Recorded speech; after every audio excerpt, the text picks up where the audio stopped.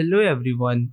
In this quick tutorial, I'm going to show you how can you send fake snaps in Snapchat without using any filter.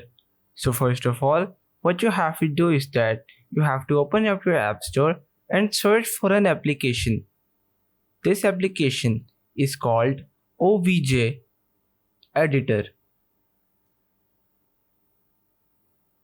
So now from your app store, you very simply have to install this application. Once you install this application, you have to open it on your iPhone or your Android. So now on the main interface, you have to click on the option that says photo and video. Then select the photo that you want to send as a snap on Snapchat. Now you have to wait for a few seconds.